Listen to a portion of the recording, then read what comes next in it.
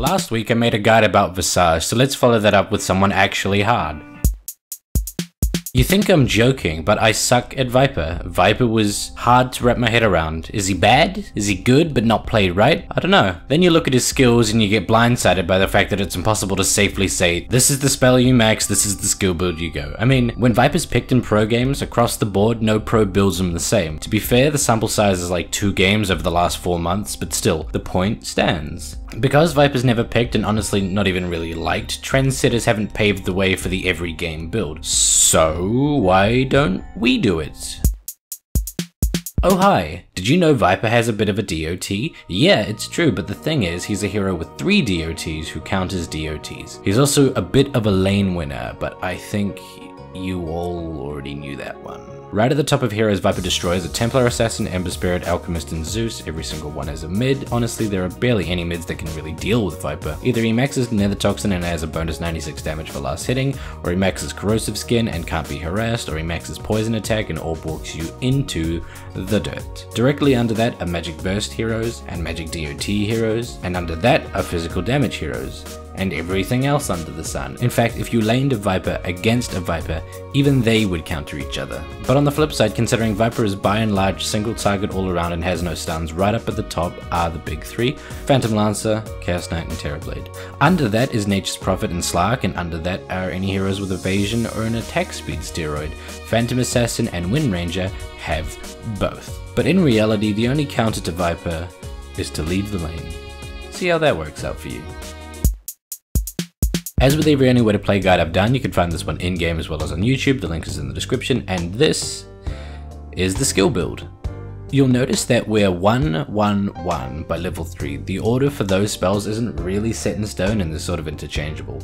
Poison Attack is a poison attack. It doesn't damage right as the attack lands, but rather twice, 1 and 2 seconds later, so you can't actually use it for last hitting. If you manually cast it, you get an extra 25 range, but more importantly, you don't get creep aggro. Nether Toxin is physical damage. Basically, the more health they're missing, the more damage they take, and that is pretty important because it works on creeps. And when are you most likely attacking a creep on a lane?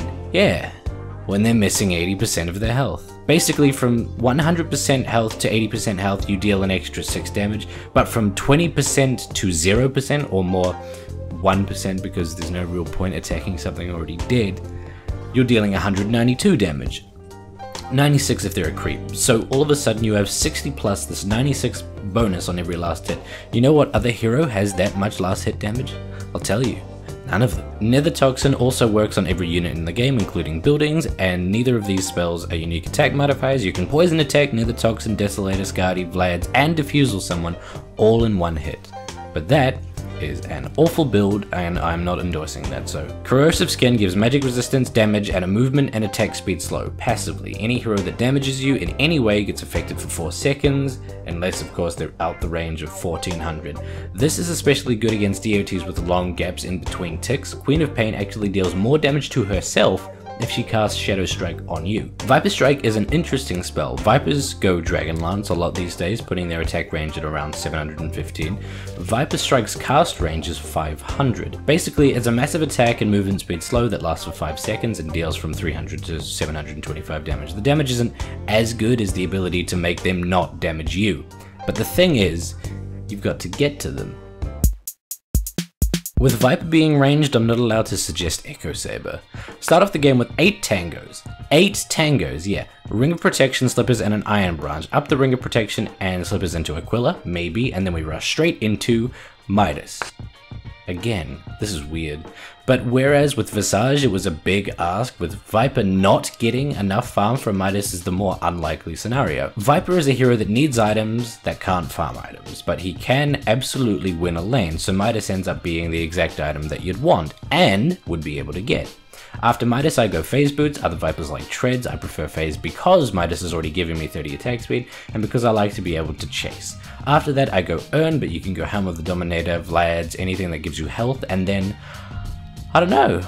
You've already got a Midas, your options are massive. A lot go Hurricane Pike, I go AC, sometimes Silver Edge. In fact, Skadi, BKB, Solar Crest, MKB, Shivas, Desolator, Satanic, all of these items you can argue are a good thing to rush right after Midas is up.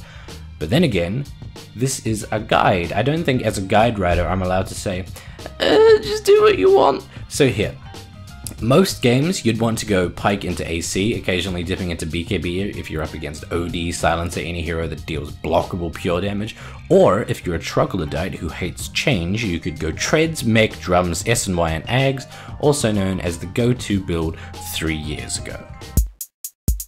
Here's a good way to tell what your first level should go towards. If they're short range and you can rest them to higher heavens like Ember Spirit, Magnus and Dragon Knight, get your Q. If you need a little extra damage because you're up against perhaps Alina, go W. If there's Zeus, get E. Just in case you don't know, Orb Walking is manually casting your poison attack to stop enemy creeps from noticing you're beating the hell out of the hero.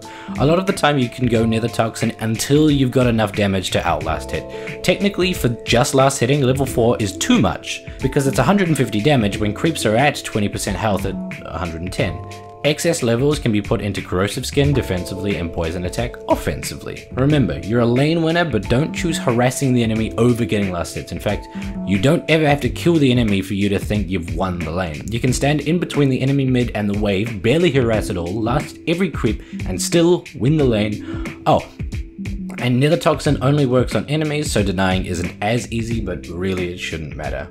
I don't think people really think Viper's hard. I think people just think he's bad. But I don't think that's true. He's not the most versatile hero, yeah. He's primarily an anti-carry carry who pushes really well. He's all single target. But I think people hype up his Corrosive Skin as this be-all and end-all ability, and I can't really agree. Viper has awful strength gain, and itemizing towards winning a teamfight by simply living long enough to not lose it ignores his potential damage output. In every teamfight you have 2 goals. Make sure their carry is kept down and survive yourself. Surviving is by far the most important part. You dying to win a team fight, like what Venomancers might do when they just suicide bomb and ult, means that 0 towers go down instead of a potential 3 or 4 if you were still alive. That's what the urn is for, so after a team fight you can get back to full health. And the thing that separates a 4k from a 5k is transitioning a kill or a 1 team fight into objectives. Well, that and a lack of human decency.